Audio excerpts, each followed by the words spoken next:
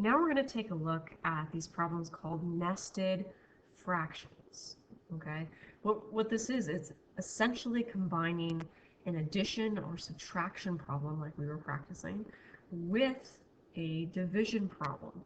Okay, so I think of nested fractions in the form where there's one large fraction, and then in that it's split up to two fractions. So like we have x over y here over maybe like w over z.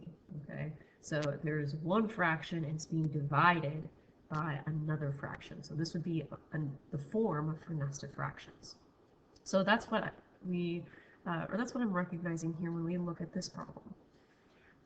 You see that I have this fraction up here, which would be equivalent to this x minus y, and then here would be that blue bar, so I'm dividing this fraction by this other fraction at the bottom.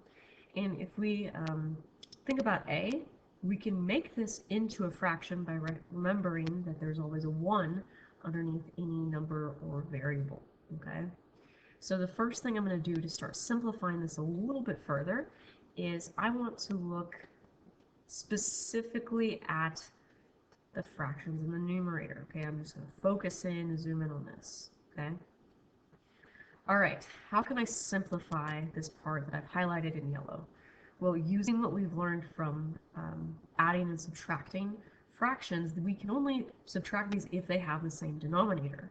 So in order to make them have the same denominator, I'm going to need to multiply just this fraction by 5 over 5. And by doing that, that makes this 25, and then the denominators are the same. Okay, so let's go ahead and write this out. We have a over 25 minus, and then we multiply those, so 5a over 25. So that's in the numerator. And then in the denominator, I have a over 1. All right, so now I can subtract these. So I am going to get a minus 5a, which is negative 4a, all over 25. And that is over a over 1. So once we're in this form, we've simplified everything down. We are now going to make this into our division problem. So if you remember when we were working with division problems, we will take this fraction that's in the denominator, and we are going to flip this and then multiply. So flip and multiply. So I'll take a over 1, I'll bring it over here, flip it upside down, so that turns into 1 over a, and then this becomes a multiplication problem instead of a division problem. So I can cross that out. I've moved it up here, and now it's I'm no longer dividing by a over 1, I'm multiplying this by 1 over a. And I'm just going to multiply straight across, so negative 4a multiplied by 1 just gives me negative 4a, and then 25 times a gives me 25a. Lastly, let's see if there's anything we can simplify a little bit further, some factors that we can cross out, and we see that we have these a's in common, so I can cross those out, and I am left with negative 4 over 25. And that can't simplify any further, so that is my answer. Okay, so now looking at the next problem, again, I'm thinking about it in this form where I have my fraction bar, which is here, and I'm trying to get it simplified so that I have just one fraction being divided by another fraction. Okay, so I'm going to actually rewrite this a little bit so that this 2, I'm going to write this as 2 over 1. Okay, so I see that as a fraction. This part here in the denominator, I'm going to start thinking about how I can simplify this. Okay, so I'm going to think of this y, the 1 underneath it. Okay, and now this is turned into a subtraction problem where I have to make the denominators the same. Okay, right now it's 4 and 1, so to make them the same, I have to multiply this fraction by 4 over 4.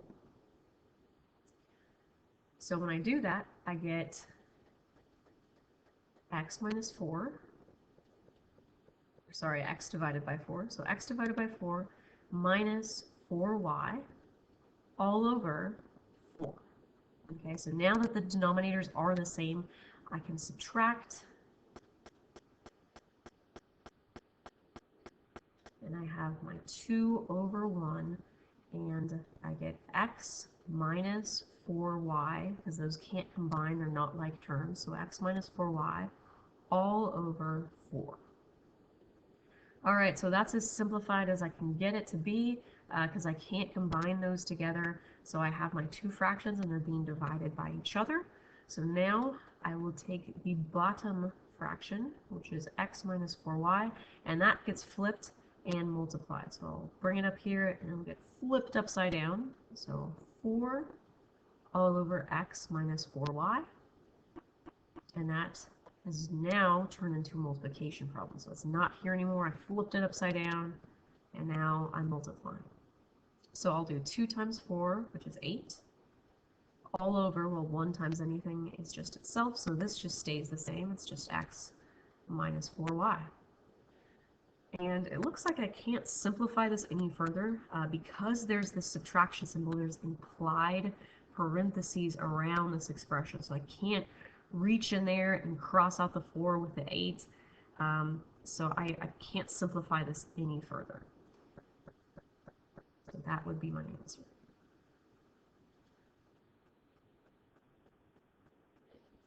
And the very last problem here. Once again, this is my fraction bar. I have my numerator and denominator there. Let's see if I can simplify these both into just one singular fraction. Okay, so I can think of this one as having a 1 underneath it. Same thing with this one. It has a 1 underneath.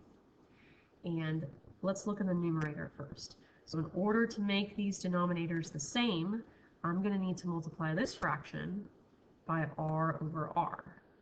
For this one, I'm going to need to multiply it by q over q. All right. So now that is going to give me q over r plus r over r. And then in the denominator, I get r over q minus q over q. Perfect. So now that I have fractions with the same denominator, I can go ahead and add and subtract these. So I can do q plus r, and then because these have the same denominator, that'll just be r, so q plus r all over r. And then the last one, I get r minus q all over q. Okay, and that's as much as I can simplify this. I have my two fractions here and here. So now I will take the one that is on the bottom, and that gets flipped and multiplied. So I can rewrite this as q over r minus q, and is now turned into a multiplication problem. Okay, so now if I'm multiplying this, recognize that I have implied parentheses around this q plus r and this r minus q here, and I am going to go ahead and distribute this, okay? So q gets distributed here and here. So this first term gets rewritten as q squared, and the next one is q times r. The denominator, as we looked at in our other problems where we were multiplying, we're not going to multiply these together. So I'm just going to keep it as r times r minus q. Okay? And that would be my answer. Can't simplify that any further. There's nothing I can cross out. Even if I have this q factored out, there's no common factors here. So this is as simplified as it's going to get.